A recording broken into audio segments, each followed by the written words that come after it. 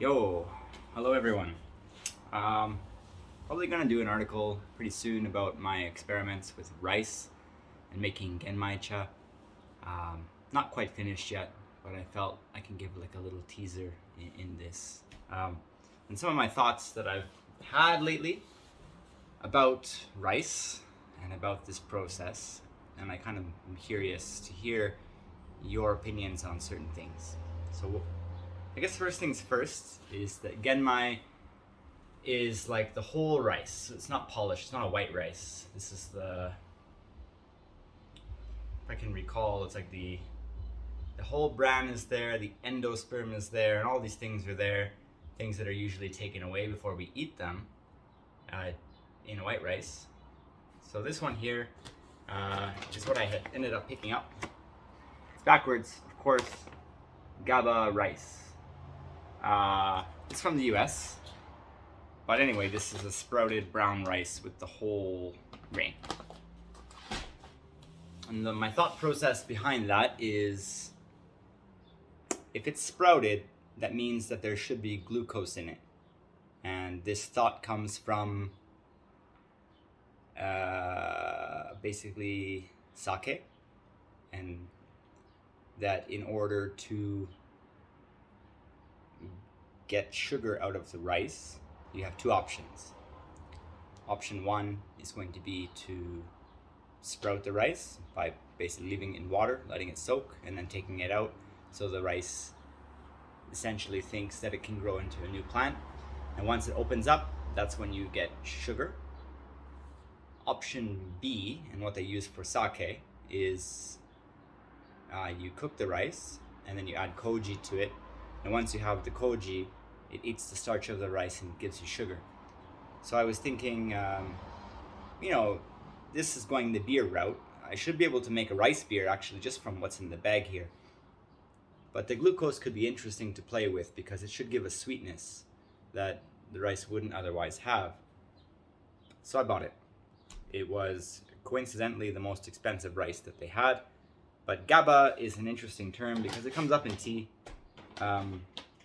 Can read this back here. The most touted health benefit to sprouted rice is GABA, gamma amino butyric acid.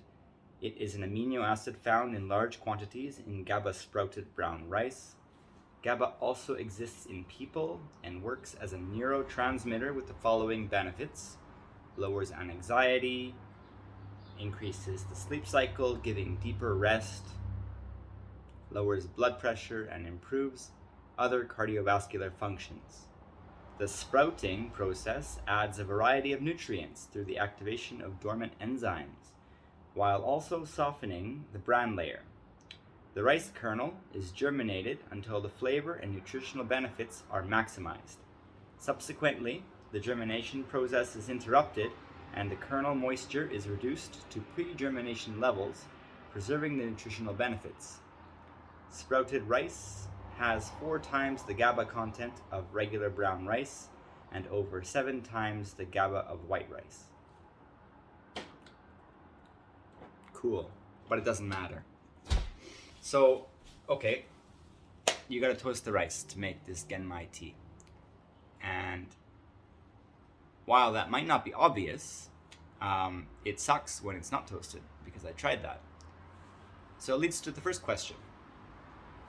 Because Asian people in general are like super anal about washing rice before they eat it. Of course. And like North Americans, like Uncle Ben's and stuff, it's not like that. My dad probably never washed rice in his life. So, in a Genmai tea, is the rice ever washed? If no, isn't it interesting? First thing. So anyway, what I did was I have like a heavy cast iron skillet, and I preheated it for about 5 minutes, and the temperature was not that high. It's like 5 out of 10, so medium heat.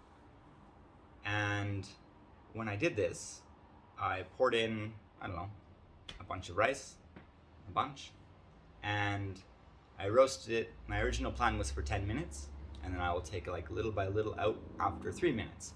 So I would have like a 3 minute, 4 minute, 5, 6, 7, and so on and so on. When I got to 10 minutes, I felt, man, the rice isn't even kind of roasted yet. So let's keep going. I wrote a blog post already that kind of covers some of the detail. I didn't really write down a lot. I kind of just used my voice recorder to keep track of the process. And I was pretty lax at that. But after about 20 minutes, I stopped. And after 20 minutes, I had something that was lighter roasted than this. So this one is actually another batch. I didn't feel like after 20 minutes of medium heat, it was not satisfactory. Actually, to look at this again and explain, you can see that some of those kernels are popped. That's the white that you can see. That didn't really happen in the other one. So 20 minutes at medium heat, I would say 5% of the rice was puffed up. And although it tasted fine, I thought, maybe it could be better. So I did another batch. This time I used a wok. It's like how I roast coffee. I think a wok is much better for roasting things than a cast iron skillet, like a heavy one. So I did like a high heat, quick thing. I think that was roasted in, it felt like 5 minutes. It wasn't long. The heat wasn't even that high either, but it was done very quickly. That one is probably 30% or 40% puffed up, probably 30%. But then in comparing them, I actually felt like the one that I roasted for 20 minutes, it had something to it. It was like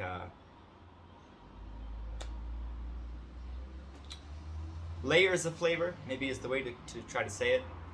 It felt somehow more complex, but this one just has a lot more flavor and a lot more texture, and so this was the winner for me.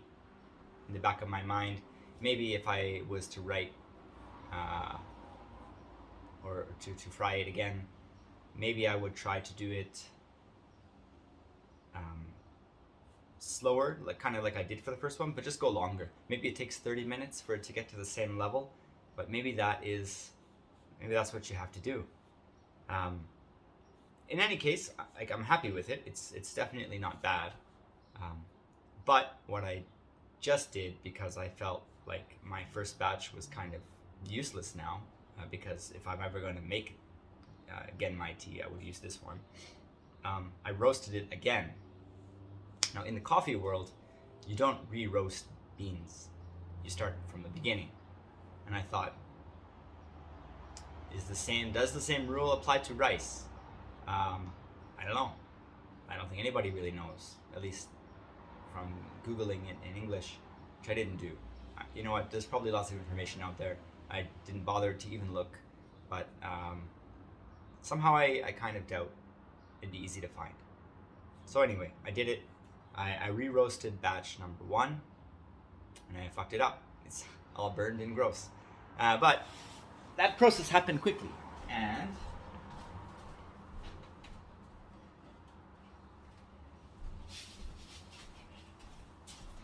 you can see that here.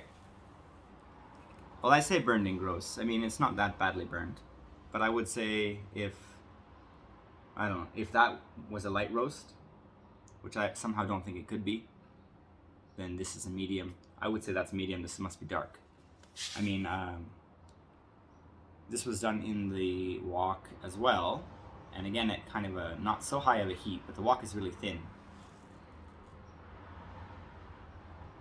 I feel like the roasted aroma is actually not even here. It smells like carbony rice, which is not really an appealing smell, especially compared to this, because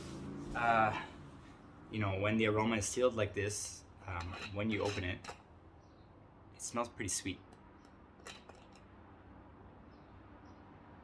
It's like peanut butter or like sesame butter, toasted sesame. Peanut butter and sesame smell very similar to me, so that is kind of where I'm at. So what I would like to know from you, if you've ever done this, is what's your experience with re-roasting rice? What is your experience with the rice grain itself? How far do you take it until how much of it pops?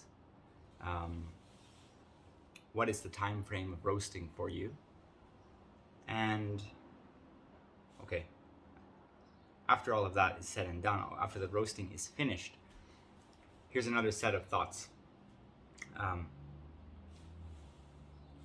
It should be easy to believe that the flavors that are in rice come out slower than the flavors that are in tea. Slower, faster, okay, maybe slower was the wrong thing to say, at a different speed. So, if rice was slower, from just an experiment I did yesterday, it was 5 minutes before I really liked the power of the rice. Like 2 minutes is all of my initial experiments. 2 minutes is fine, but 5 minutes is much better. So you have to steep the rice for 5 minutes to get the entirety of the richness out of it. Maybe not the entirety, but enough. That's probably oversteeping many of the teas that would go along with the rice. So for the perfect Genmaicha, would you first steep the water in the rice? Steep the rice in the water. Allow that flavor to come out. Allow the water to cool down. This can be a kind of a cool double purpose thing. As the water comes to the better temperature to mix it with the tea, you pour the water off the rice, or you even pour both of it together into another container or teapot that has the tea. And then you do the final steeping of the rice and the tea, and then you decant that for drinking. I thought it was pretty good yesterday, but it's only been one experiment so far. It's so hot right now that drinking tea is not really all that appealing, but I will keep you all posted. Thank you.